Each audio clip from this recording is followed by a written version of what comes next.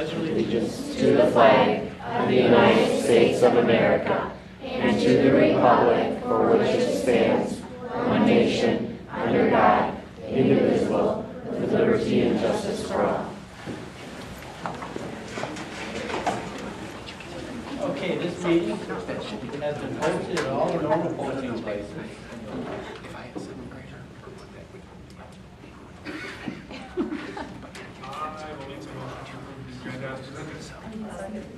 Okay, we have a motion and a second. All in favor then? Aye. All the same sign. Motion's carried. We have a student showcase now. Mike, we'll turn it over. Actually, we'll turn it over to Mrs. Oh yeah, Pfeiffer turn it over to the experts. and Mrs. Sprung. Note the t-shirts, everybody. Good evening, everyone. I'm Shannon Sprung. I'm Tori Schaefer. And with us tonight, we have some of our second grade students that have put together a wonderful presentation for you all about something that they have grown very passionate about this year. To give just a little bit of background information on how this project came to be, I have a screencastify video for you to watch and listen to before the students present. So we'll go ahead. Do we leave that screen for presentation? Watch it. Thank you.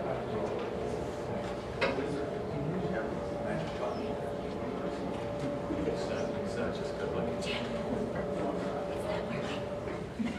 Which slide see that?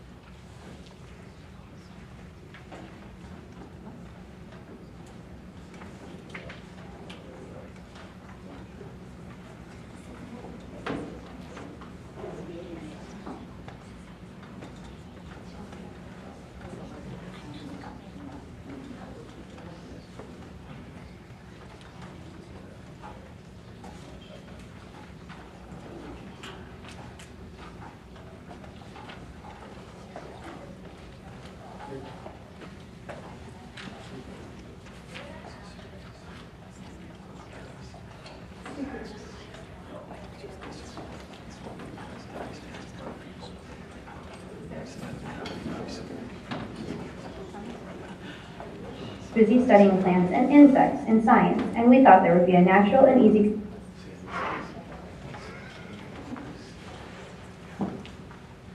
Okay.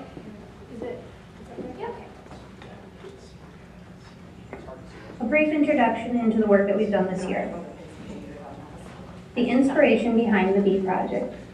The idea for the Bee Project came to us early in the year after the first TILT committee meeting was held. At this TILT meeting, we, the TILT members, were presented with the task to select a green light idea, an idea inspired by the ISTE state standards for technology.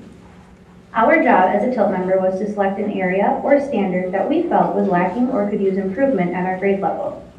We were then asked to bring this standard to our grade level teams to brainstorm ways in which we could make curriculum connections while still addressing the standard or area of growth.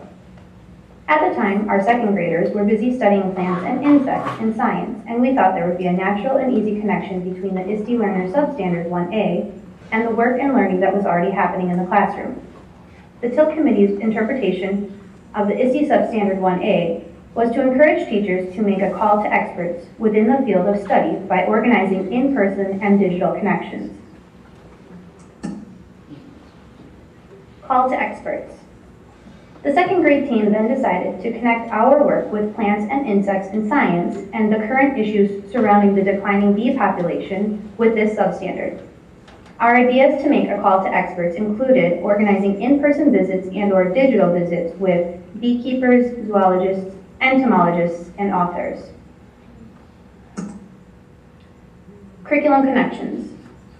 Throughout our planning and execution of this project, we have been able to make several curriculum connections in all content areas, confirm an in-person visit from a beekeeper, and take a trip through the life of a bee using the amazing virtual reality goggles the district purchased a few years back.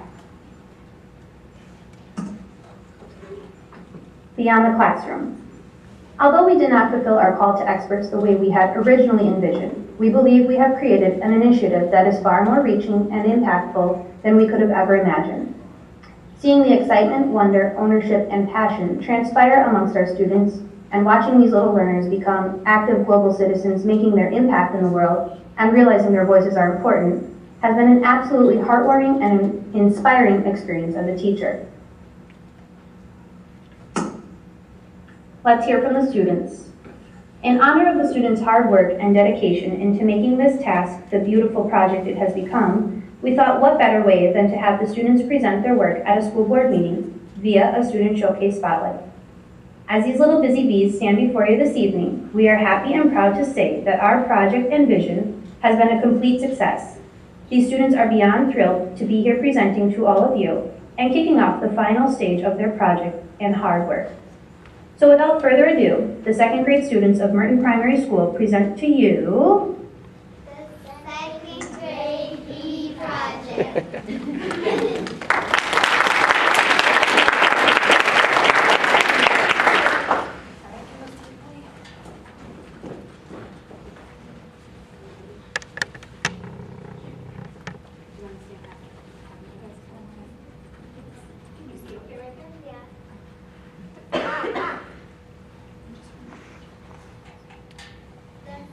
Second grade bee project, presented by Welnetz, Owen Toby, Olivia St. Martin, Brayden Lauterbach, Andrew Sprague, and Claire Chatola. What is the bee project? Do you love honey? Do you like sweet fruit? Do you like seeing beautiful flowers? Well, if you like all that stuff, then you need to hear our presentation. The bee project is to help save the bees because they are becoming in danger. With the bee project, we are helping by raising money for scientists and planting flowers for bees. The bee project is important because we need a lot of bees to make what we have for our food source. What have we learned about bees this year, and what do people need to know about bees? We have learned that bees, wasps, hornets, and yellow jackets are different than each other, and bees are the nice kind of insect we need. Bees are important because if we did not have bees, 1/3 of our food source would be gone, and our food would not taste as good. People need to know that bees are good, and they will not hurt you unless you try to hurt them. Everyone needs bees to get their food. Bees are important. Bees pollinate plants all around the world. How the bees are getting killed. One of the ways bees are getting killed is by a special kind of mite. The mites are getting into the pupa cells of the bees, causing the bees to get hurt or die. Also, some of the mites are laying eggs in the breathing tubes, causing the bees to suffocate. So that causes less bees to help us in our land. Another way bees are getting killed is that people and farmers are using pesticides, fungicides, or herbicides on their plants, and that poison for the bees. Seeds can spread to more flowers and bees. Example, so a bee lands on a flower that has pesticides, herbicides, or fungicides, and that bee thinks that there is sweet pollen on that plant and not seeds that are poisonous to bees. That bee does not know that those poisons are really bad for the bees, and that bee that had the poison is going to carry it around to about 10 more bees, and those 10 bees will die too. The last reason why bees are getting killed is that the bees are losing their habitat.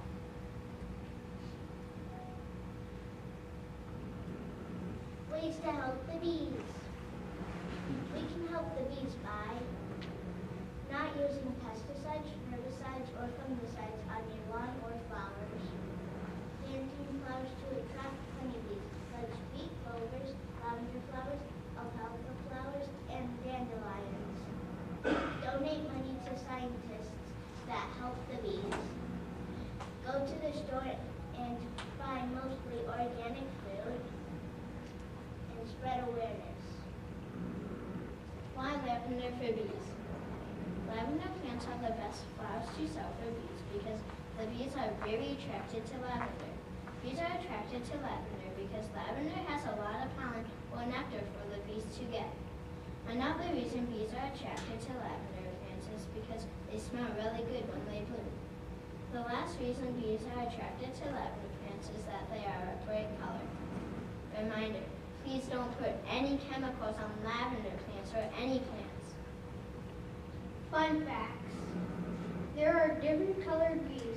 Bees can flap their wings about 11,000 times per minute. Bees can fly in light rain, but they don't like to. Beeswax can be used to make candles and soap. Did you know bees can quack? Did you know that bees can be red, blue, and green? Did you know that bees pollinate about 2,000 flowers a day? Did you know a honeybee can lift 80% of its body weight in pollen? All male bees kicked out of the hive in September. Lavender is rich in milk. Did you know all females bees have a stinger? Thank you and takeaways. Thank you for listening and reading our bee presentation. The last part of our bee project is raising money for the scientists. We're doing a plant sale and we're selling lavender plants to raise this money. The prices are going to be $4 for a plug and $8 for a flowering plant. Please plant lavender plants in your backyard in front yard. Please support the bees. Thank you. Are there any questions?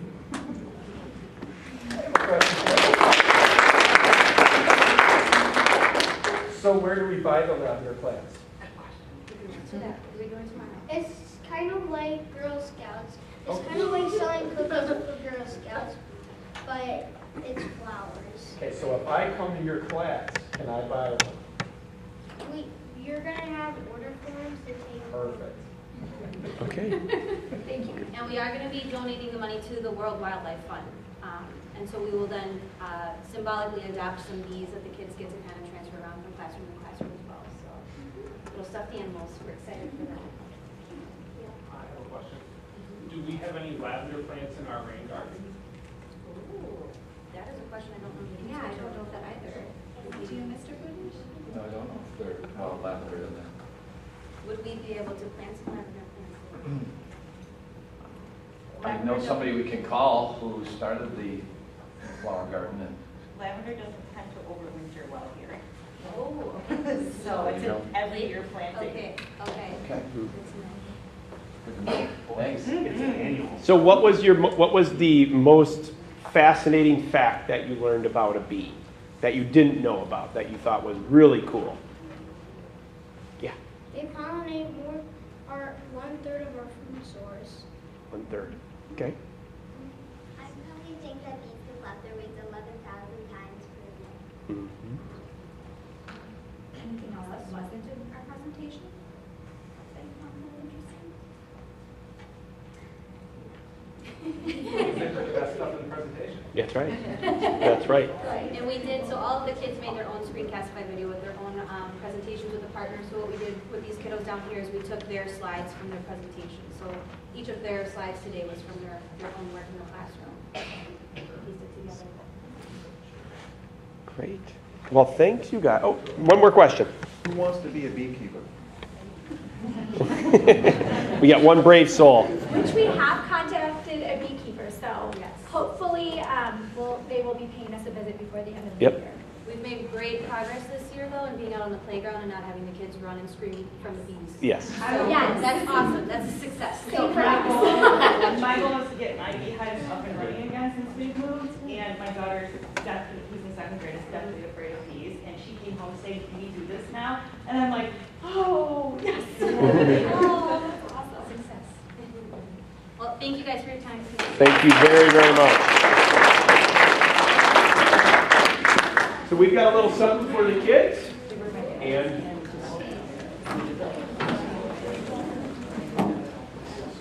We just got a appreciation.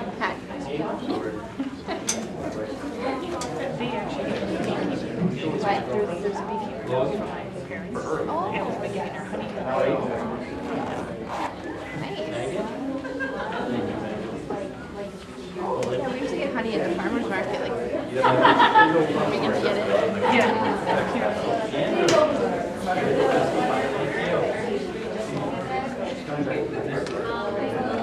Mrs. Strong and Mrs. Schaefer, we've got a little something for you too.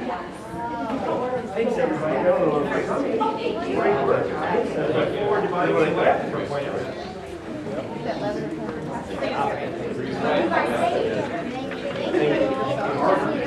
Thank you very, very much. This is fun. Thank you. Families, thank you very much for coming. Appreciate it. Thank you. As always, you're more than welcome to stay.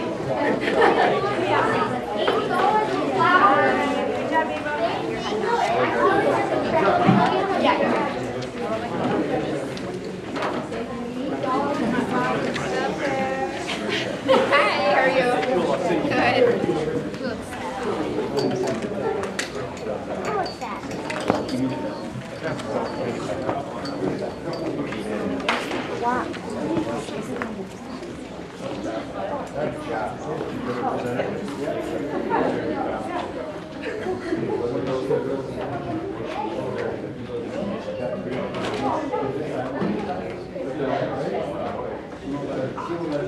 Okay, the next item on our agenda is board reorganization.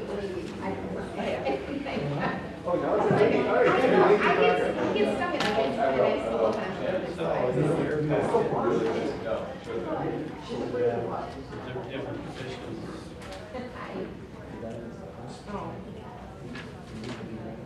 Last year.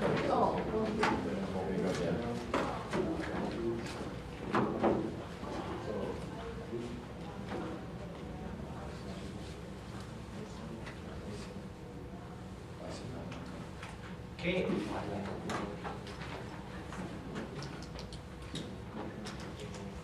Let's start out with the president of the board nominations.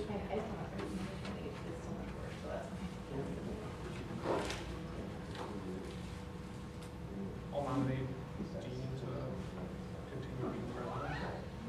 I'll second. Okay, motion and second. Are there any other nominations? Okay, all in favor, then say aye. Aye. Opposed, same sign. Motion's carried. We're on to the vice president.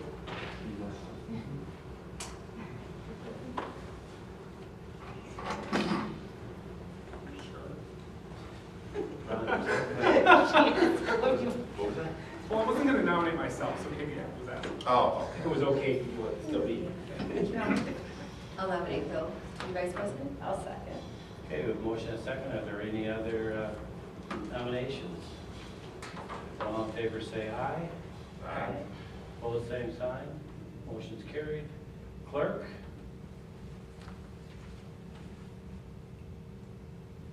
I'll nominate Kris to be the clerk. I'll second. We have a motion and second. Are there any other nominations? All in favor, then say aye. Aye. Opposed, same sign. Motion's carried. Treasurer? Oh. Yeah. I'm going to nominate Jen to be Jennifer. So it's written here as Jennifer. I get it, I saw it. I'm going to nominate Jen to be treasurer just to mix things up. I'll second. Okay. We have a motion and second. Are there any other nominations? Nominate Katie. We're good. Okay, all in favor, then say aye. Aye. Opposed, same sign. Motion carried. Technically, we don't need to have a number. Nope. So, negotiation of the different committees. If everybody's satisfied with the committee they're working on, we can just do this as a... Yep, you can probably just ask presented. I have interest though in being in the student achievement committee. Is that a committee we can have 3 people on? There's, we just have to post. We post like we do. There'll be a quorum. It'll be an official meeting, but no action will be taken. So yeah, it shouldn't matter. Yep. Sounds good. Does anybody else want to be on the finance committee? That's all. It's not punishment, by the way. Oh, it's not. Come on. Make sure I think I heard it was feel speed bad limit. over there. Numbers are not, I mean, I guess I can't say numbers are my thing, but counting is. Okay, numbers are good. All right, no, that's fine. How about someone making a motion with adding Jennifer onto, I'll make a motion to add Jennifer to the Student Achievement Committee. I'll second. can I ask you to make a motion just to, Oh, for the general. Oh, Thank you. and for all other committees to remain as presented. I'll second. give a motion a second. Further discussion? All in favor, then say aye. Aye. Hold the same sign, motion's carried. You've got that taken care of. Do we need to specifically do the CISA rep and the Wisconsin Association School Board rep, or are we just including that? That was as presented. That's good. All right. Okay, we have the minutes now. I'll make a motion to approve the minutes of Monday, March 18th at 6 p.m. closed session, Monday, March 18th at 7 p.m. open session, and Tuesday, April 16th at 5 p.m. closed session as presented. I'll second. Okay, we have a motion and a second. Are there any additions or corrections? And I just, on Monday, the March 18th meeting, the motion for the non-renewal, is that completed? Yes. It was preliminary notice. If we're... Yes, because that's something that doesn't get published. Okay, It's a closed session decision for a preliminary non-renewal. okay. That was my question. Yep. Any other questions? And all in favor of approving the minutes from those meetings, say aye. Aye. Opposed, same sign. Motion's carried. You've got the financial report and bill listing. Okay. So the voucher listing for March 12th through April 23rd, 2019. General funds, payroll, checks numbers 553728 through 553729 for $209.33. Next check number 553730 for $55.41. Checks numbers 553731 through 553732 for $209.33. Next, direct deposit numbers 900048856 through 9004896 for $145,693.17. Next, direct deposits numbers 900048966 through 9004968 for $134,731.61. Next, direct deposits numbers 900049069 through 900491174 for $151,221.91. And we have wire transfers for payroll liabilities, wires numbers 201800242 through 201800279 for $374,755.90. For a total payroll of $806,876.66. Then accounts payable, checks numbers 53530 through 53612 for $198,031.61. Next, AP wire transfers 201800237 through 201800277 for $18,857.74. Next, credit card transactions 22019 through 32019 for $42,790.37.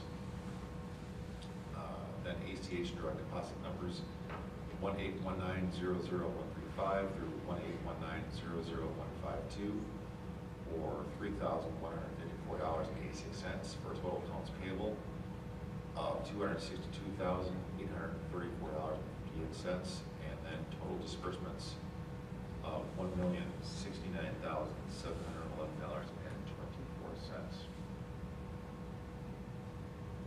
Second. Okay, we have a motion and a second to accept the bill listing as presented. Are there any other questions? All in favor, then say aye. Aye. Pull the same sign. Motion's carried. Okay. We have delegations preferred, and you to speak to us, Ms. James? Yes, thank you very much for your time. I want to just start out by saying that I'm really here on a positive note. I'm not here on a negative note. I do feel that I might say some things that are sensitive, and I guess I feel more comfortable if the student who's here is not in the room, just in their best interest. So,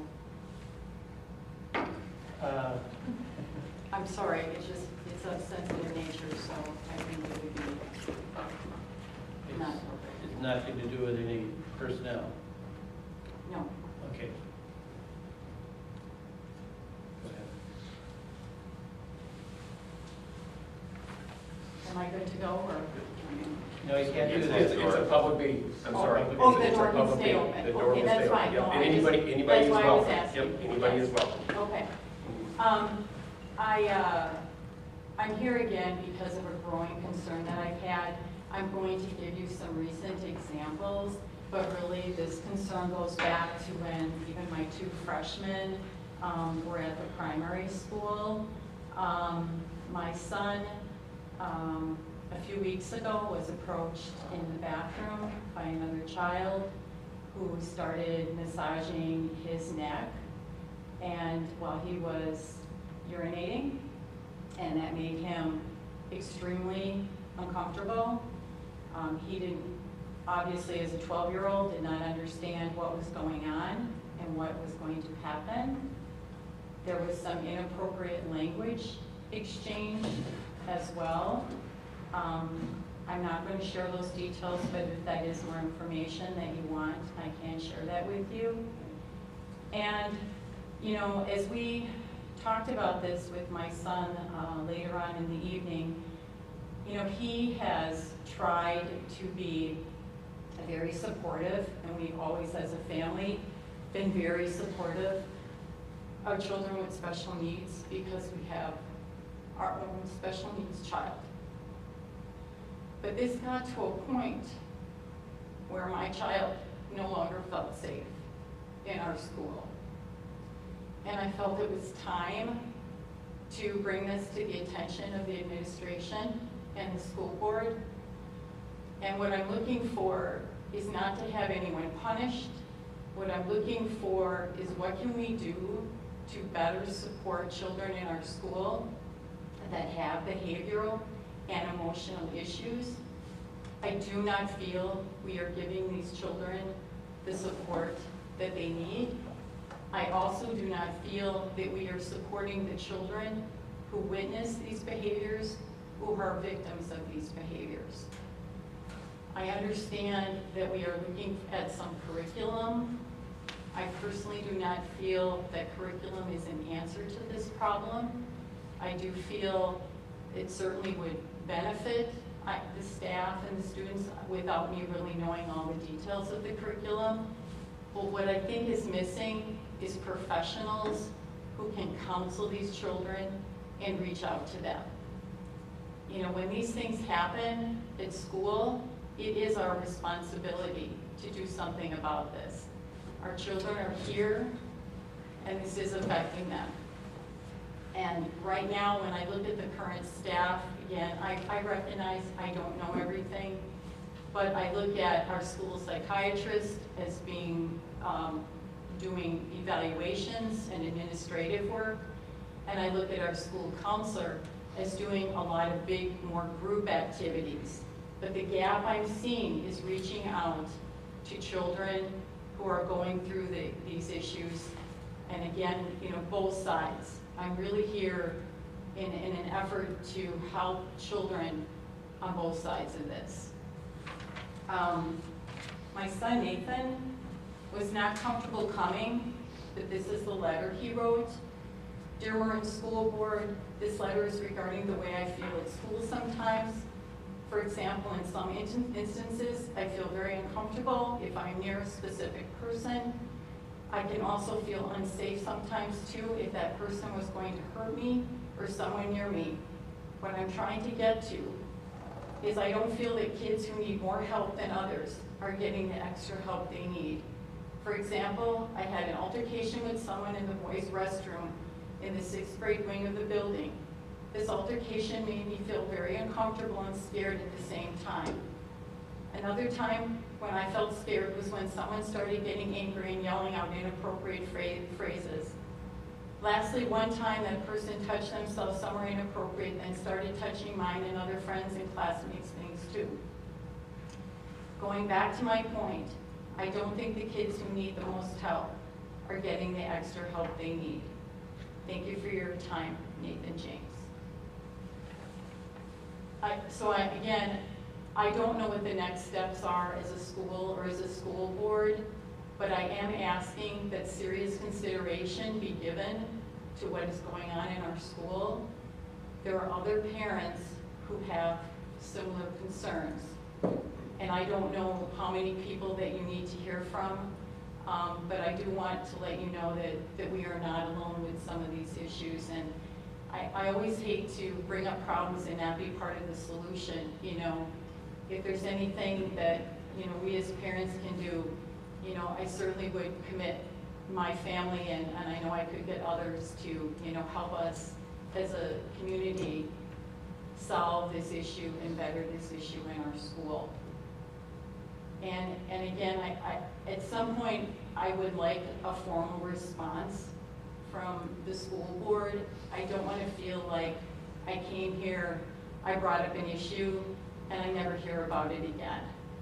I really would like to, again, not knowing what your process would be, but at some point I'd like an answer about this issue in our school. So I appreciate your time. Thank you. Thank you. Thank you.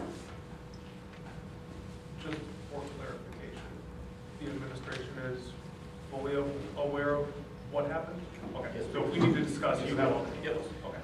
Mrs. James did approach, and Thank you. as she mentioned before, she did notify Jay, and then she did notify me too as well. We have about a 30-minute conversation, actually 15-minute conversation. Okay. So just, Let's address this in future meetings. We'll do that in agenda items.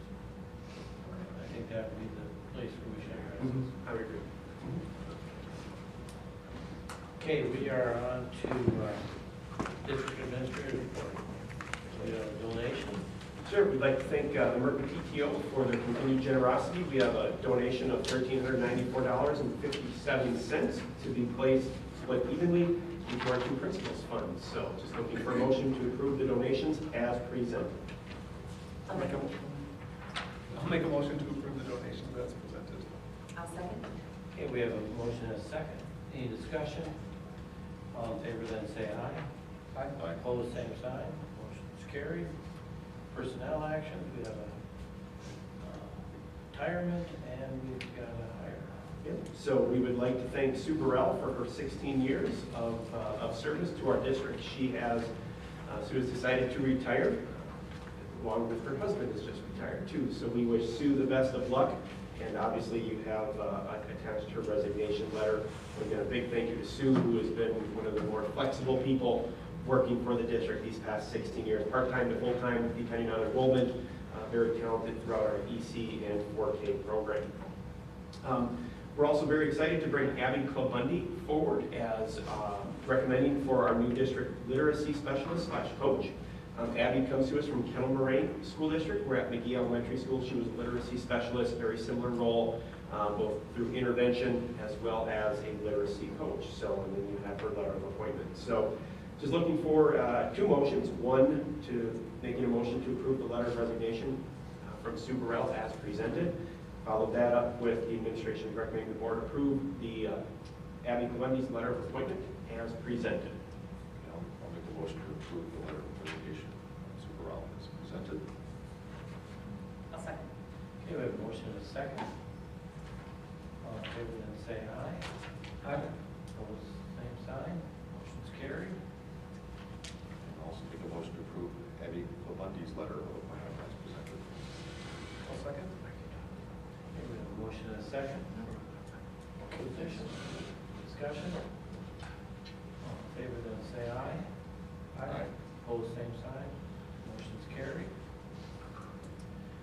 And the only, the one piece, we last week received notification from the Department of Public Instruction that Merton Primary School once again has been awarded DPI's highest Title I awards of high recognition and high growth rate moving forward. So basically they're acknowledging that we are a high achieving school while at the same time closing the achievement gaps between different subgroups and continuing to grow all of our learners. So Mike, on May 20th, May 20th, Mike and Kris will be heading to Madison to receive our awards. So, so again, very prestigious, and we're very thrilled and very honored with the work that our staff has been doing on behalf of our parents and our kids too as well. We can't do it by ourselves, so thank you. So just wanted to alert our community of that. Okay. And we're on to committee reports, negotiations committee. Sure. We have successfully negotiated a tentative agreement with our teachers union. Basically, we have offered a 2.44% total salary pool increase, and starting with base wage, everyone getting 1.85%, and then working their way down to ultimately, depending on where you are on the salary scale, ranging from 1.85 to 3.54%. So you can see I did hand out an email from both Wendy Monson and Dan Hanrahan, the auto representatives, showcasing that their group did ratify, the group of teachers did say yes to the agreement too. So later on in new business, we will be taking formal action if that's the will of the board. So thank you to Jennifer and Dean for that time. Okay, the finance committee. On April 24th, we met to go over a few agenda items. First, we took a look at our third quarter for 2018-2019, our financials, which would have been through March 31st. And we kind of almost went line by line to see where we are here today. And we're right on track. It is looking excellent. So projecting to come in right where we were budgeted. So it's looking great. We discussed a little bit of our health insurance renewal for next year, the 2019-2020 year. And with that one, the renewal did come in at 11.2%. However, United Healthcare is providing us a credit. And so it'll bring it down to the 9.9%, and that is what we will be passing on to all of our staff, is at that rate. Then we talked about some new guidance that is expected to be effective January 1st of 2020. And that is regarding the overtime rules and salary versus hourly staff. And with that, there's going to be an increase in the minimum salary that somebody would be making. And if they do not reach that minimum salary, they cannot be considered a salaried employee. They have to be hourly, they have to be given overtime. So we talked a little bit about what that proposed change might need to look like within our staff. It may affect 2 or 3 people that we need to look at. Then we went on to talk, there was some financials put together regarding the governor's budget bill by the Legislative Fiscal Bureau. And so we just kind of presented it more, looking at it, how it affects Merton specifically with some of the budget items in his bill. So we just walked through a couple of those scenarios, and by far the one most advantageous to Merton is the special education funding. If that one comes through, that's the one that will really help Merton out the most out of his budget proposal. And then lastly, we discussed solar panel project financing. As you know, we just received some of the RFPs back. Looking at some more of the pricing now that we know, we started to talk about how much we may need to borrow for a loan. And I also provided some information on various rates that I've received from various outlets, from banks, and some municipal bonds. So we just talked a little bit about that. I'm going to run a couple more scenarios for the finance committee to review going forward. And that was it. Do you have anything else to add? Yeah, I would like to talk about the scenarios that Phil, that you talked about. Phil brought up basically having solar panels come on, there is going to be a savings. Obviously, we're not going to be paying We Energies as much as we would because we're going to be producing our own energy. Phil made a proposal such that maybe we take a look at the amount we borrow is close to or at the predicted lowest amount of return back from the energy we'd be saving from the solar. So for instance, the first year we're projected, the most conservative of the proposals was approximately $71,000. So Phil said, why don't we look at what would be the borrowed amount if the first year's principal and interest would be $71,000. Basically making it budget neutral to our normal funds. And then say that came in at $450,000. Let's just, said number. Then you would take whatever the final bid was minus that amount, and that would be a down payment that we could come from either Fund 41 or Fund Balance, if that was an option the board wanted to go with too as well. When we do, if we were to borrow, the lowest interest rate that we got was right around 3.75%. And one of the proposals, approximately what that Sherry ran for us, was approximately $800,000. Over a 10-year period, that $800,000, we would have to approximately owe $965,000 back from within that 10 years. So you have about $165,000 worth of interest.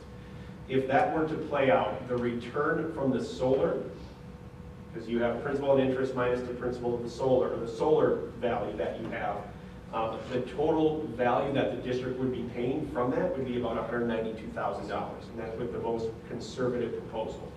So this looks like a very good financial opportunity for the district.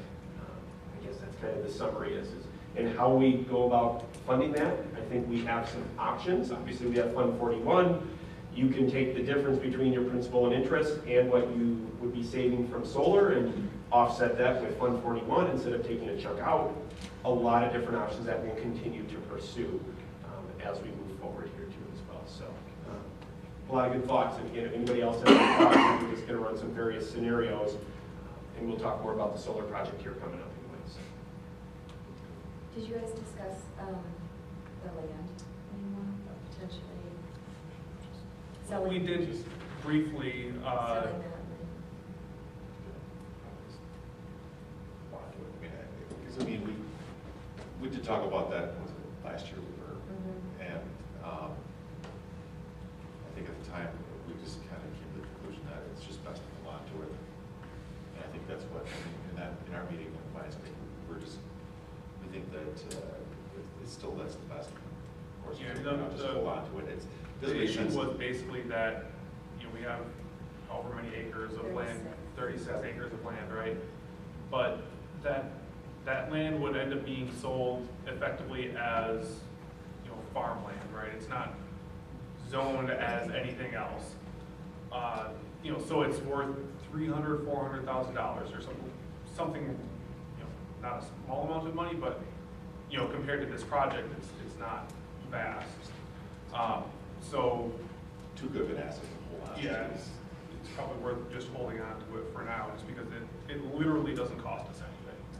Katie, one of the things that we talked about that we failed to mention that was in the packet was we talked about our fund balance and Fund 41 and some of those other assets, and we talked about not having to short-term borrow, right? And Sherry ran our analysis for the low point so far for the 18-19 school year was approximately $1.5 million. Okay, so right now we're not cash strapped. So if the board, again, were to say we're going to put $500,000 towards this project, we still have, and again, this is Business Manager 101, she's going to be on something. But we still have money that we wouldn't have to short-term borrow or take a line of credit because we still would have $1 million. Now, if we were kind of in a cash-strapped situation, then I think that would kind of turn the tides a little bit and say, hey, what might we want to do as it relates to, okay, we don't want to short-term borrow, we don't want to take, what other assets do we have? But at this time, I'm feeling very confident that if the board wanted to say we're going to put $500,000, we still have the cash flow to cover our expenses while we wait for those revenues that come in from the state. Okay. So, but if that's something we wanted to really pursue further and have another big discussion, I think that's something that we could talk about at the end of the meeting and put that on the future agenda. If we wanted to, as a whole board, to Basically, revisit came that. down to we don't need the money from that land, and it's not going to decrease in value. Right. So we may as well just hold on to it until we actually need that money, or we decide we want to do something with it. As far as the scenarios and stuff that have been run for borrowing money and how much this will cost, has this included any looking at grants? Nope, Okay. nope, not at all. It's assuming we're not getting the grants. Okay. Yep, exactly. So if we went like the route of we're going to take money out of Fund 41 or whatever, if we get grants, and some of them were, I mean, there were hundreds of thousands of dollars for some of the grants they were talking about, it would just, you know, give them back into the real estate. One of the things, Jennifer, we wanted to showcase publicly and transparently, because there is no guarantee. Right. The only one, I mean, this week we will be hearing from one of the grants that is specific to one of the proposals, because it dealt with their solar panels. And by May 1st, we were told, and that would be approximately $40,000. So, again, there's other grants, and in the proposals, there are possibilities of them, but no guarantees. But I do have, I mean, when we take a look at, you know, focus and recips from other local, Deerfield, Marshall, McWanago, again, their systems were basically 100% paid through grants. And these are supposed to have sun panels on? Yep, Okay. yep, I'm looking at like Marshall School District, a $400,000 grant. Now, that was back in 2017. Obviously, we know there's a little bit more grab at some of that energy because it all depends on what's available, but no guarantees. Okay, we're on the Student Achievement Committee. Sure. Again, thank you to Katie and Phil for joining us all day for the Student Achievement Committee. What we focused in on was next year's, per our strategic plan, is to focus on social emotional learning across the entire district.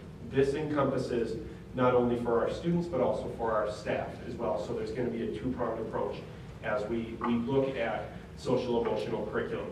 Social emotional curriculum covers all aspects of the whole child, all the way from self-awareness to awareness of others, to mental health, to trauma, all sorts of things that encompasses that. The DPI has some set guidelines. There is no requirements set forth by the DPI. It's very different than math standards, reading standards, and things like that. It just gives a general framework. Lori and Jackie Krajewski will be leading that charge as we move forward. So the team, we have a big team of about 16, 17 staff members, 2 board members, 3 board members now, as well as representatives from our instructional assistant population, to grade level teachers, to administrators, really taking a look at the total child as well as the total adult and total staff. So we've got a plan starting to march forward, and that May, Kathy James kind of commented on that, is taking a look at what are some of those universal curriculums that might be out there that we can pursue to bring in as a curriculum that would be delivered K through 8. So more to come on that. And then the other piece from the adult side, we are going to be starting with some adult social emotional learning right away in August, as we've got a local speaker coming in, and more on the details of that as Lori and I and Jackie are still working out the details and what that looks like, but we're very excited about that individual coming in as well too. So when we start the school year, we'll dabble a little bit in the student side to kick that off with our staff, and then also dabble with the adult side to really support ourselves as a staff and moving forward too. So it was a good day. The other thing we had talked about was that it may not be the same actual curriculum for the littles versus the older kids, but we want to make sure that we have consistent language to some extent to transition all that stuff. Right, right. Because social emotional learning is not just mental health. That is one piece to the entire picture. So more to come. That will be really the district's focus next year as we take a look at our strategic plan and some of our curriculum work too as well. Okay, we're on the facility committee. Okay, so we talked about the solar. That was basically the majority of it. And we do have 3 of the 4 companies coming back in on Monday, May 6th. We will be going into closed session for those meetings and those negotiations and those contract talks on May 6th on Monday. So since we are in the still kind of that, I want to say the bidding side and the response for proposal side, I'll keep it probably at that because the bids are sealed and not being shared publicly with the other companies. So that's about all we'll say. But we're very excited about possibly bringing this opportunity as the finances and not only the impact of the community really seem to be significant. And there's an opportunity out there for us that I think we need to pursue. All right, so you've talked to the other school, or obviously talked to other school programs and stuff they've used. Have you talked to them about, that have some panels about how it's actually operated for them? And those are all things that we're going to be pursuing prior to May 6th. So we'll be reaching out to those school districts. And one of the main things that we're going to be looking at, and we've got these huge proposals, you know, that give references and basically give the data. That's the small one. I was going to say, that's the smallest one. That's the smallest one. One of them was like 180 pages. We got 180 pages. I mean, we've got, you know, college textbook, and then this is just a printed copy packed back, which is 82 pages of mathematics, but ultimately on the reference side too, because the big thing is what is the warranties, how has it been working, and what is the rate of return? Right. They said this, did they deliver? And that's really the most important reference. Check that in, and how is the workmanship, how are they to work with? Because this is not just about them putting solar on and being done. This is truly a multi-year, 30-year relationship as we move forward. It truly is. So those, Jennifer, will be all the questions that we ask. A, how's the relationship been, and how is their promise, knowing that there's fluctuations with weather, snow, sunlight, just being in Wisconsin, as we know, can be a little bit tricky too as well. So, but as a board, totally, we will be all together, and from an administrative side, we'll be working with the facility team to creating some general questions that we want to have all of the companies ask to kind of help guide those questions too as well. So that'll be part of our reference process. And then the turf project proposals, as you guys have, we did receive 2 bids. I've been trying to hound for the 3rd one and no response. But as you can see, the bids were pretty consistent from what they were last year. Forever Lawn is the low bid at approximately $98,000. We also have some concrete work in there, and that we will go out and bid as well. But we've got a we have a professional estimate from PLM, which is right around that $22,000. So the total project would be approximately $120,000. I am working with PTO, and PTO has not given me a firm number yet. They will be meeting next week to try to get me that firm number. So I know the facility team asked me to see what they could do, and at this point I don't have a number. All I know is it was a priority of theirs. They have been communicating with families that is one of the pieces that they are fundraising for, but I do not have a number yet for that. So the other bid that came in was approximately $165,000 compared to the $98,000 that Jason. That happened last time too. That happened last time. Yep, that was. We are getting a Jason Frederick is the regional. We're getting the Friends and Family discount at that too as well. Because he did the primary, right? He did the primary school, correct? Yep. Yep, exactly. So, and then we will be, if the will of the board, in new business, taking a look at possibly acting on that this evening, if that's what the board decides to do. The other piece we talked very briefly, not much about, and we'll have to recycle back to, is the generator proposals. We really didn't get into summer and next project updates too as well. From a safety standpoint, we are done with phase 2 of 3, and Jim continues to work towards that phase 3 project as we move forward too. Again, we play that pretty low key in the public, so for obvious general public safety reasons. So, but things are moving forward. Okay, we're on to principal's reports.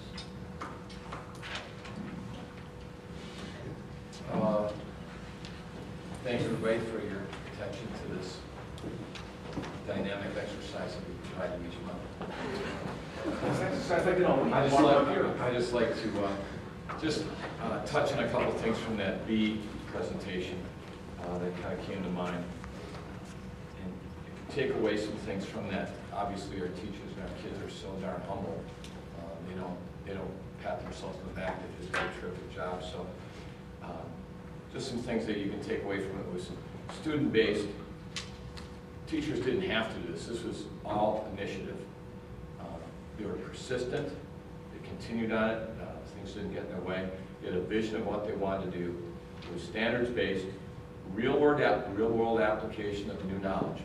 Kids know about bees, but they knew, so that the metacognition behind this is, yep, kids know about flying insects. Yeah, so now I'll take new knowledge together with the old knowledge, and that is even more significant. And it was purposeful and value-based. The kids really saw value in this. It wasn't like the teacher saying, okay, value this. The kids saw value in it. And I think that's really something that we have to be aware of as we teach, is helping kids understand where's the value in this. It used to be the day, teacher taught it, I value it. No, it's not that.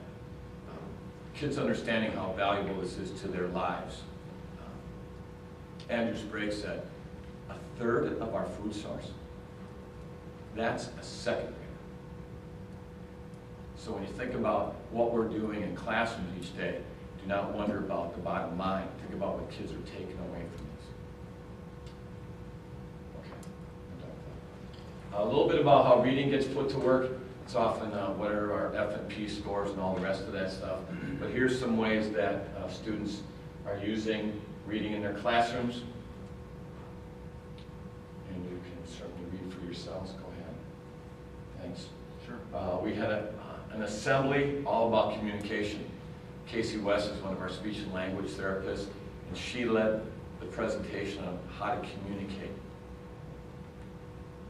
And it was for the entire group, and fourth graders helped in demonstrations about using nonverbal communication.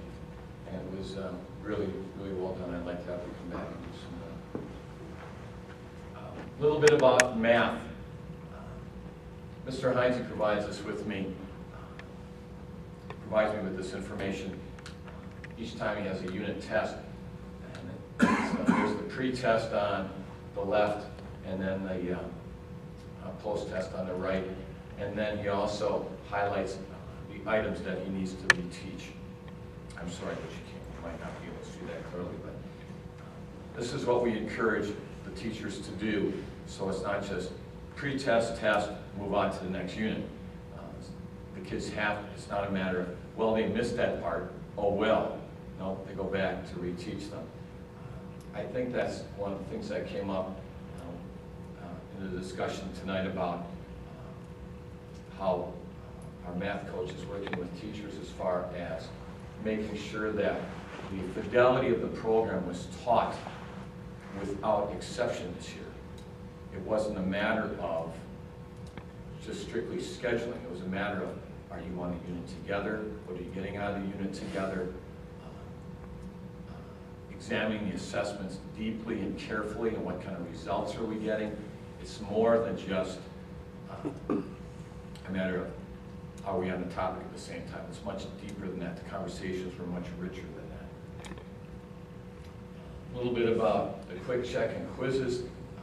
The celebrations about quick checks is pretty amazing. I don't know if your kids come home and talk about it. I'll just give you an example. Fourth grade math in Mr. Fry's room, they have a SMART goal to get so many hundreds on their quick checks. They had a big celebration the other day. They had 500 hundreds on quick checks. In other words, that's how effective the instruction is, and that's how much kids are learning through the topic of the day. But there's a little bit about interventions with our Tier 3 kids.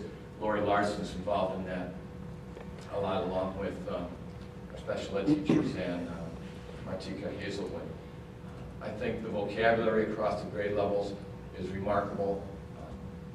Teachers have, through district-wide meetings, have shared different things that they're doing in math. So it's so much more than just a math curriculum that got adopted. There's quite a bit of sharing and interaction and collaboration with teachers that I think sometimes goes unnoticed. And there's a plan for how the kids who math isn't their favorite, but we just don't let them burn on the sidelines.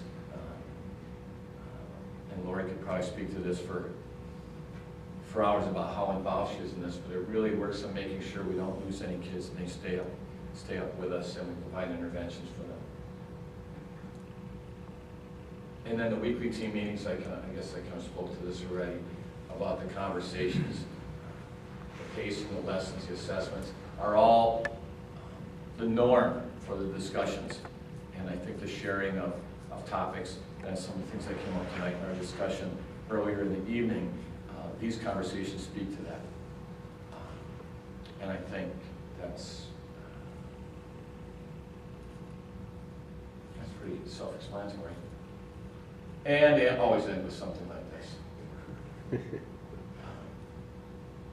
That was the celebration of the full corral. We had ice cream sundaes in the cafeteria, and there's one of our little 4K'ers. That was one of his first experiences on a big kid's playground, and he went right to the xylophone. And if you want to feel good, go out there and listen to kids playing those instruments.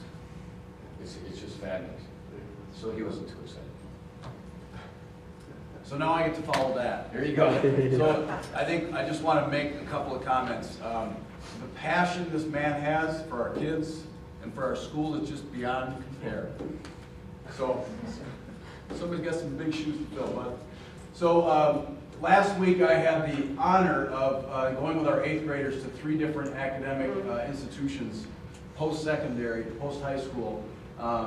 We went to UW Waukesha, which is actually UW-Milwaukee at Waukesha Center. So Ron was with one group and I was with another group. We had Jackie Krajewski, Mary Iwanski,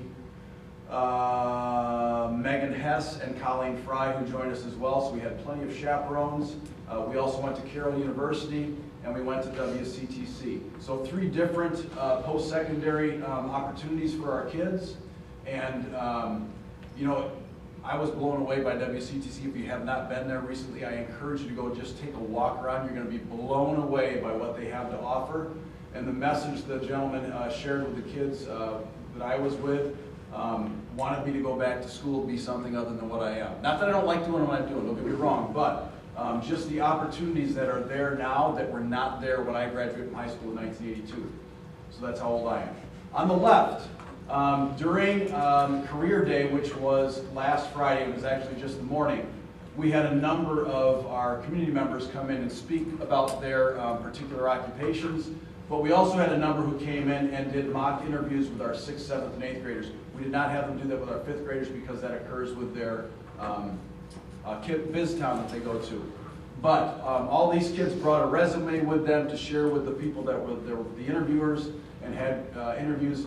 What an exciting experience for them to have that. But it's also, I just saw a lot of different occupations that came in to share their stuff. So kudos to Mary Iwanski and Jackie Krajewski and Ron for getting that all organized. All I did was follow one of the buses. That's just Jackie and Mary. And then I was going to have this be the last slide, but I thought I'd talk a little bit about Mary Poppins Jr. The 3 people that are mentioned there, Michael Werney, who's our choir director, and Jackie Krajewski, our counselor, and Mrs. Nimchek, our social studies teacher. They just do such an amazing job with our kids, 5th through 8th grade.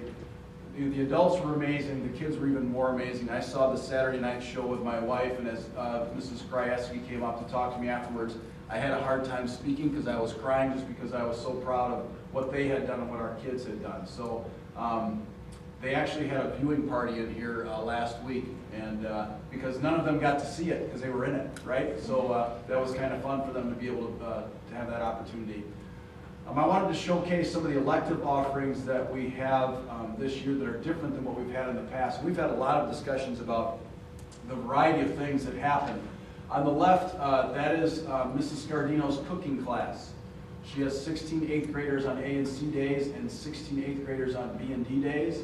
And they have learned how to wash dishes and prepare food and measure ingredients and all those things that need to be done in our kitchen, which actually is only 1 stove and 3 hot plates. But the amazing things that those kids are able to make and share with me from time to time that's just one great offering that we have that's completely unlike anything else that we have. In the middle is Vex Robotics Part 2. So we have this robotics unit that we have in 8th grade science. This is taking it to the next level. So these kids are doing things above and beyond what would have been done in the classroom. My favorite elective, just because it's the noisiest elective, is the next one. That's Wisconsin Math Hoops that Mr. Klink is doing. I shared something with him that I saw on Twitter. He went and got trained for it, came back and spent a half an hour talking to me about it in the first quarter. And this is his 3rd time running through this. The kids don't understand that they're doing math. They're doing math over and over and over again, and it is loud and it is obnoxious, and it's just a regular old Mr. Klink classroom anyways. But the math that was there, we had 2 of our 5th graders go to the state competition and took 2nd or 3rd place, almost went to nationals, which is pretty impressive. And it's all math. So they take WNBA players, NBA players, pick cards, and they use their statistics to figure out whether they win or lose, whether the shot's made, those sorts of things. You can call fouls, it's all really cool stuff. And then the upper right-hand corner, anybody want to take a guess at what that is? Cupcakes. Not cupcakes. Sushi. Sushi. So one of our art electives now is to use do some 3D sculpt. So that is all like food.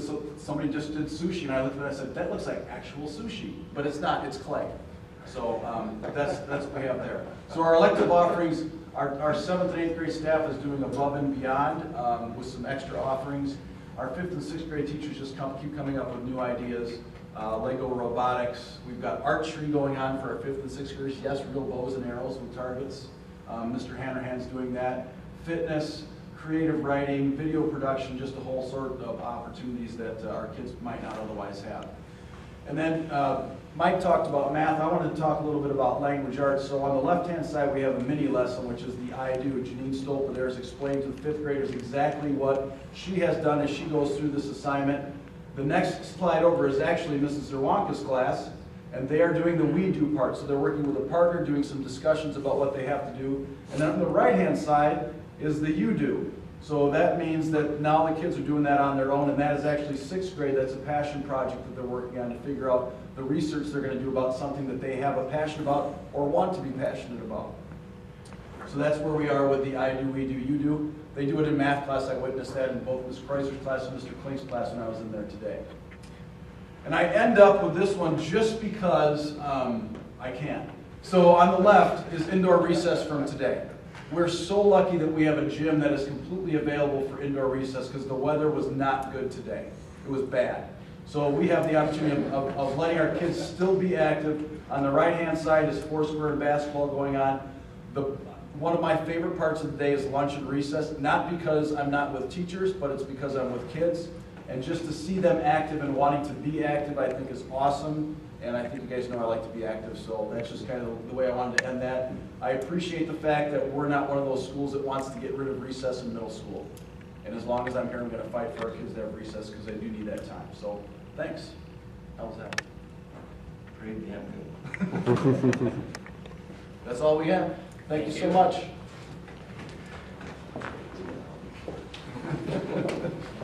I knew you went out. For a little while. Yeah.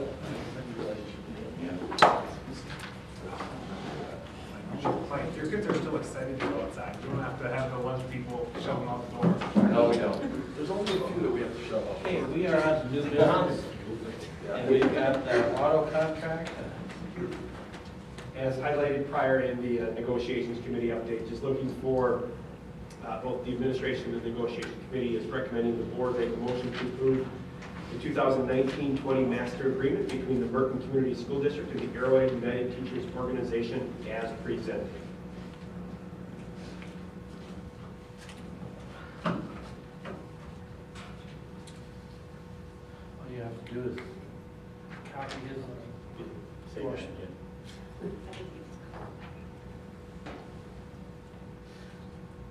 motion that the board, to approve the 2019-2020 master agreement between the Merton Community School District and the Arrowhead United Teachers Organization as presented. Second. Okay, we have a motion and a second. Is there any discussion? All in favor, then say aye. Aye. Opposed, same sign. Motion's carried. We're on to the 2019-20 Waukesha Area Schools Health Insurance Purchasing Cooperative bylaws. Yep. Do we have to adopt? Yep, just looking for, the review just was basically with new numbers and dates and leadership people and things like that. So, I'll make a motion to approve the Waukesha County Area Schools Health Insurance Purchasing Cooperative bylaws as presented. Okay. Okay, we have a motion and a second. Is there any discussion? All in favor, then say aye. Aye. Opposed, same sign. Motion's carried. Okay, we've got bids for the intermediate school playground turf project, but you only got 2 bids. I only have 2 bids. Yep, I cannot gain a third. I've reached out to other vendors, and there's a big 3, and right now I only have 2 bids. How long ago did you reach out to them? As of recently as last week. When did it start though? Like, Oh, like 3 months ago. all right. 2 months ago. What is our legal requirement in getting bids? I mean, I know we're supposed to get 3, but if we're not able to get a third. I think we have the right to. I've done my due diligence Yeah. for this. The bids are coming in consistent with what they were a year ago. So I would feel very confident that through our purchasing and some of our administrative rules and our policies, they would fall right into place. So, and we do need to go out and get more concrete bids yet, so that's why we only have 1, and that's why we have a recommendation not to exceed $125,000 on that. Again, I'm sorry I don't have a firm PTO commitment, but that will be coming. There we go. I'll make a motion to approve the installation of playground turf over an intermediate school not to exceed $125,000. I'll second. Okay, we have a motion and a second. Discussion. I'm not comfortable. No, I Yep, I don't. position. Yep. But it's what the board wants to do. Not comfortable with not having the bids or not comfortable doing the project?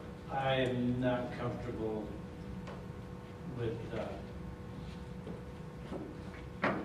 spending this much money. I would like to have partnership with our community on this one. And right, this bid is school handling. This bid, or this amount not to exceed, is the school handling the whole. And so I would hope we could get a commitment or sell the other playground equipment at the primary building to bring down what the school puts out on this. Have we looked into doing anything else with that playground equipment yet since last year? No, we do have backup. Is it posted yet on Wisconsin That's Surplus? what I was waiting for, Okay. final approval. Yep. I'm just kidding, So, does the decision have to be made now, or can we wait and hear back from PTO to see what Sure. The sooner the better, because ultimately we do want to get on people's schedules. And that's from a standpoint of forever lawn, that's important. That's probably the most important piece of that, is to approve the turf contract at this point, and that would be $98,000. However, to complete the project, you need the additional $22,000. So a couple things can happen. One is I know PTO is working very hard in trying to get that. May 6th, we do have a full board coming together where we have a closed session. We can come out of closed session and into open session and tackle this question again. We certainly can, and that would happen a week from now. I don't know if I'm going to have any more numbers within that week, but we can try again 1 week from today. it seems like we can, I mean, because Jason Frederick did contact me, Forever Lawn Rep, and just say, hey Ron, you know, what are we looking at? Just want to make sure we get on the calendar to have everything meet the deadline per the RFP, which was complete finish by August 25th. I feel fairly strongly that this should happen this summer. We should not wait another year to do this. The administration would recommend that we move forward. PTO has always come through, and if PTO comes through with either 10,000, 15, last year it was approximately 30 or 35,000 for the project. From the administrative lens, we feel strongly with obviously not only how the turf has filled up, but ultimately we do have some students who have physical handicaps that we would like to have access to our current intermediate school playground, and right now they do not. I completely understand the financing of that, about it being high without the PTO commitment there. I know there is a commitment from the PTO lens, but I would feel strongly that from our administrative team, we recommend, regardless of PTO funding, that we complete this project this summer. Yeah, This summer. I think that's a good idea. Any further discussion? Okay, with a motion and a second on the floor, all in favor then say aye. Aye. Opposed, same sign. None voted. Aye. But, okay, motion's passed. Okay, we are on to the writing curriculum, the program, the first draft. Sure. Again, very big document. Jay's going to pull it up here for the audience. Basically what we have in front of you is the culminating work of a lot of people up there. We've brought representation from all of the grade levels, including 2 school board members, administration, to create basically a new writing scope and sequence, developing basically our teaching points, the curriculum that we want to teach kids, as well as what those essential outcomes are. In conjunction with, in this document, we can share with anybody who has a desire for it. In this document, you will also see progressions highlighting the start of a 5K student all the way to 8th grade and seeing them, how they all link together as well. So this is a working document. This is the first draft that the board has seen as a total board. Again, this has been wrapped up for about a month or so now with the help of our writing committee. So again, from a budget side, we do have professional development that is really the only real budget component to this, because the teaching points we already have, the essential outcomes were all homegrown and created from our teachers. The only component there is the professional development standpoint, which the professional development, we have 3 days set in the summer, set aside, and 2 of them are going to be with a very, very special presenter who we will be unveiling that. We have a very popular literacy guru specialist coming to see us August 20th and 21st, so that will be revealed on May 8th. So, it's coming very intense. It's a lot of build-up. It is a lot of build-up. It is a lot of build-up. Like I've got to clear my calendar. Not a picture of me, not a picture of me. So in conjunction with those 3 days, obviously it'll be a combination of that expert and working with our teams, and then we also have some homegrown, own professional development conferences, kind of a choose your own adventure type in the morning of the 22nd. So, and in conjunction with that, we set aside 3 days throughout the school year that we focus in on writing, and it's mostly team time as well as a little bit of professional development, but the focus is team time with that too. So again, just the first draft of it. Feel free to peruse through it, and if you have any questions, let us know. Peruse, I should say peruse. Okay, then we're on to the first draft of the new physical education and health curriculum. Same thing with that. So big thank you to Matt Pomeroy, Wendy Monson, and Lauren Seeger, who have created basically our physical education and our health scope and sequence. With this, again, it's a ton of energy and effort. They spent the year putting it together. You will see very detailed, obviously what they're going to be doing is all standards-based. It is all a composite of what they feel is in the best interest of students across 5K through 8th grade, all in the area of health and physical education. In addition, we do have, and again, it's all part of it, Jay doesn't need to bring it up, but there is a budget proposal, and we've already started on that budget proposal already this year with some maps and things like that, but it's carrying right around $40,000 budget approximately, but that is all built into our 2019-20 to getting them the activities and getting them the supplies that they need. So again, just first draft. If there's any questions, make sure you let me know, and I can pass those on to Wendy, Matt, and Lauren. So a big endeavor for sure.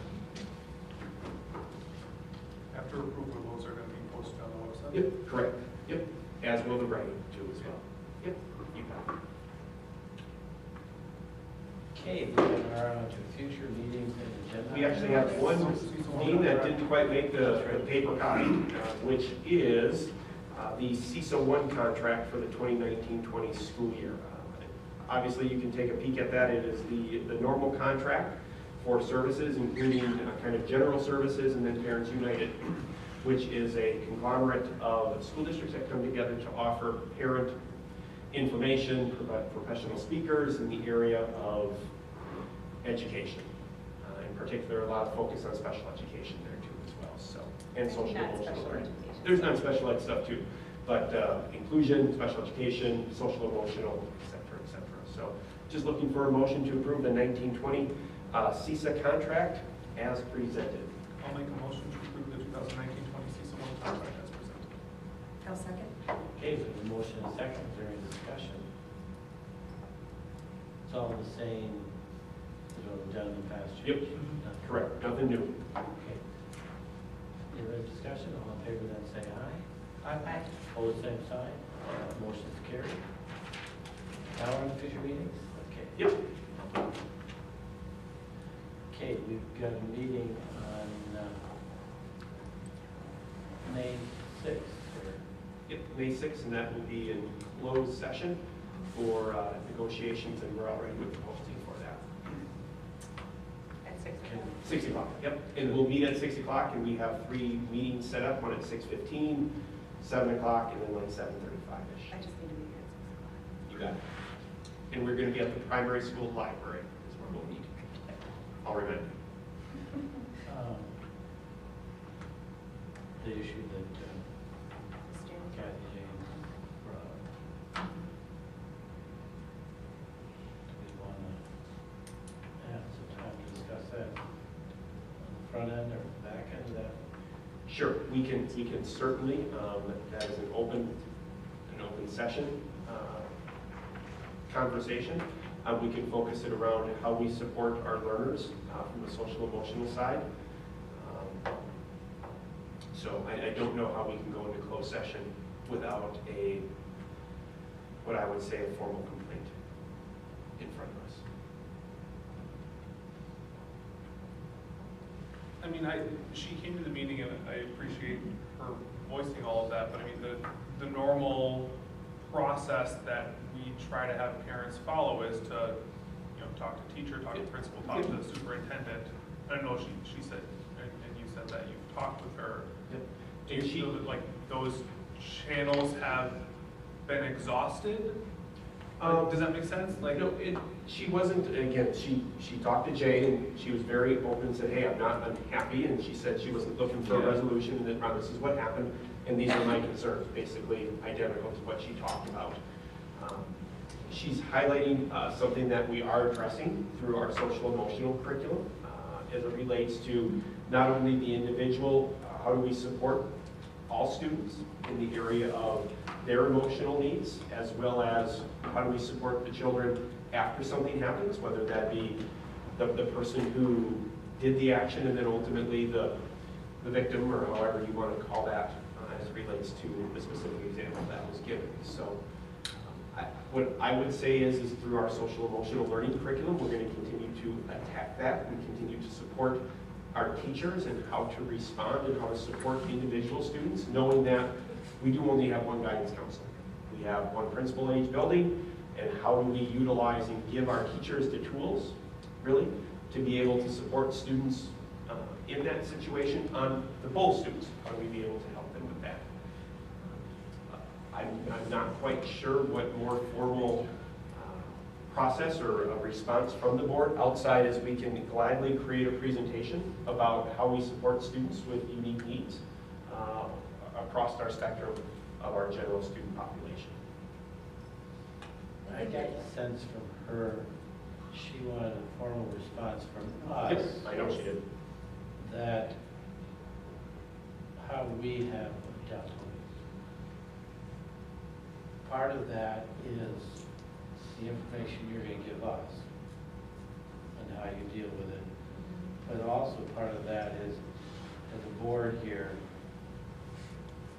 that we've discussed it and our, how would I say it, backing what you presented us or buying into what you're presenting us.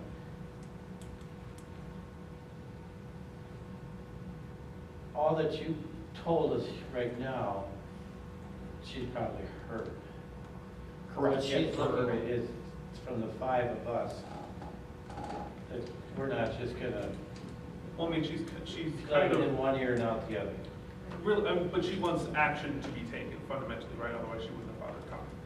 So, I mean, it's really like, what action are we going to take to improve this situation, you know, other than the curriculum, you know, kind of SEL stuff, right? I mean, that was my kind of feeling that from her conversation, her statement. Right, and again, I don't want to speak for Kathy, but my conversation, and Jay jumped in here, has been focused around how do we be proactive and how do we assist. It wasn't about, you know, the action that was taken or the lack of support. Ultimately, there was a letter read about, hey, how do we help kids, including myself, when I say myself, the child who was she speaking on behalf, and the child who, you know, was involved. How do we help deal with that, and how do we support both students moving forward? And how do we make everybody feel safe? And that's a key. How do we as a board ensure that every student feels safe in this environment? I think perhaps in this context, We go into closed session for that, about if we're gonna focus on the social emotional safety of her. I can talk to Bob Butler, but if we're gonna take it in the context of overall school safety, from a social emotional side, we can certainly, I think, go into closed session When it about falls it. beyond social emotional though, it's technically, it's physical assault. And that's the safety, that's the physical part of it, that. Right, but that's an action, but then there's also the how do we handle, how does that child feel safe, and that's the emotional side, because we did have the physical touching that occurred. Throw that, Bob, would you? Okay, For I us? get it. And, is how we address the feelings afterwards part of the SEL work coming up this coming year? Right, that hadn't, in our previous conversations, really been a focus, but it could be a focus in our conversations next year in terms of It could also be a discussion about staff. when, we've had an incident reported to us about a safety issue. And actually a document, because there was a letter written to us by Right. a student. I can talk to Bob about it, Talk to see him, how he please. would like to, and there might be some more formal things that Kathy might have to do, just to kind of dot our i's and cross the t's, because, well, Dean, you and I have been involved in one situation like that, where there was a formal complaint based around how a situation was handled and how their child felt regarding the situation afterwards, and they didn't like the outcome, but I can talk to Bob and see where we can go with that too as well. There's just a process to get to the board with that. So where do we want to put this on our schedule? Why don't you let me find out, and then I can communicate with the board, because if this is a closed session, we can certainly do it either before. Can we do it on the 6th? We can do it on the 6th too, afterwards, we certainly can. Okay. That wouldn't be an issue. I mean, the date is irrelevant, either that or we can come together, or we can do it in May. So let me find out some information and we'll pull the board, because if there is a consensus about the 6th, we can certainly do it. I would envision our solar conversation. It's gonna be a long night. It's gonna be a long night. Could be a long night, so whether or not we want to put it on that night, that would be up to you guys. And we would want our administrative staff involved in that also, if we do go to closed session. Correct. I think we bring in all of our key players, and that's where, you know, at 8:30 at night, I don't know if that's when you want to bring Jay, Lori, Mike, and Jackie Krajewski. Those are the key individuals who we'd like to bring in on this. So if we wanted to do that before the May 28th meeting, or we can set a meeting Whatever before. we do, we have to do sooner rather than Yeah, I'm not comfortable. We're not waiting till the end. Okay, so then what I'll do, I mean, do we have calendars? We can go to the following Monday, or we can go, do we want to do Monday, May 14th? That's a Tuesday, Monday's the 13th. We have a. 13th. We have a concert that night.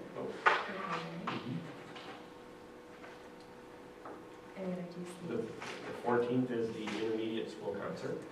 But what day is What about the? the week of the 6th? Is there any other days that week that we could?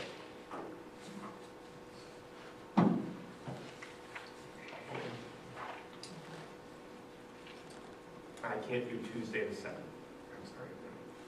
Tuesday the 7th. Because Jennifer can't be here. I can't be here. I can do Wednesday the 8th. I don't know if you're going to be. It's possible I'll be home, A Wednesday, I can't. Okay. but I am, like I've noticed today, so. Scheduling, they're going to schedule tomorrow, so. Okay. So I don't know what's going to be in front of me. Then we have Thursday the 9th, or we go into the following week? Kathy knows it's, I mean, we're trying here, so I will need to communicate out with Kathy, because she might want to, I mean, depending on what Bob says, she may be joining us at the meeting too as well. Thursday the 9th? I can do Thursday. Yes. You're up in the air, Dean, not sure? I'm going to be at the Either way, okay. Okay. Phil and Kris, so what I can do, Lori, does the 9th work for you? Jay and Mike, does the 9th work for you guys? We've got something going on, but I'm clear. You're clear? Okay. Why don't we tentatively write that down? We've got the majority of our team. I'll try to get Jackie Krajewski. Do you have a tentative time? 6 o'clock? If that's pushing, we can go 6:30? No, I'm good. 6 o'clock? Yeah. Okay. All right, so what I'm going to do is I'm going to contact Bob Butler about the proper way to get us into closed session. That could either be through a formal parent request that has worked their way through, and I'll gather our team. We'll do that in the primary school, at the library. We'll go into closed session at the library. Okay. And you'll send that information out once? I'll send it once everything's formalized. Correct. Yep, I can do that. Okay, another thing on the schedule is graduation on the 6th? Yep. June 6th? June 6th. Yep. No action would be taken. I'm just going to post a quorum. So it's Mary's birthday. You can make Megan. Well, you're going to be all dolled up for that graduation? No, I got to cancel it. Are there any other agenda items? One-to-one technology for second grade. Would you, I would like the Student Achievement Committee to probably start with that Okay. topic. I think that would be a great avenue to put that in there. I think that would be good too. We'll start there, and then we'll come back. Yeah, because we have to verify that it's actually something we want to do. Correct. Yep. For one. From an academic standpoint, and that would be a great place to start with that. And then I'll follow up with the three of you as it relates to get the date and time on this. Okay. Okay. We want to try and put the June 24th on? Yes. Does that work for The everybody? June 24th meeting, does that work for everyone? So wait, hold on, we're gonna go back to May. So we have the 6th, possibly the 9th, and then. And everybody knows May 28th. And then Tuesday. 28th is a Tuesday. 28th, I'm like, wait, where is it? Okay. Tuesday. Tuesday. Found it. Okay, good. Pesky holidays. So June what? 24th. I mean, and we can move that wherever, depending on people's summer schedules. That's June, right? June. Summer school's still There's going on. no one after May. We're about the 24th. Yeah. Sorry, I'm back. For the 24th. Year. That week? Yes. Just that week? How long? 12th through the 27th. All right, so it doesn't matter. So, yeah. So we'll go to 24th. Sounds I mean, no offense, but that's. Figured as much, but. You're okay with it? And can we start earlier because school is done? Like 6 o'clock instead of 7? From Monday to 24th? I've got no problem with it. Does that work with everybody else possibly? I don't know, because I don't know my summer use schedule yet. So we'll set that time next time. Okay. Yeah. That's fair. So we've got a date. Perfect.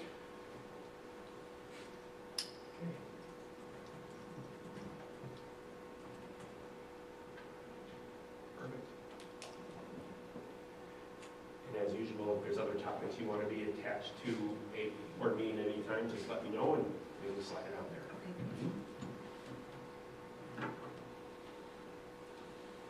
I'll make a motion to adjourn. A second. Motion is second, all in favor, then say aye. Aye. Opposed, same sign. Meeting is adjourned. Thanks, everybody.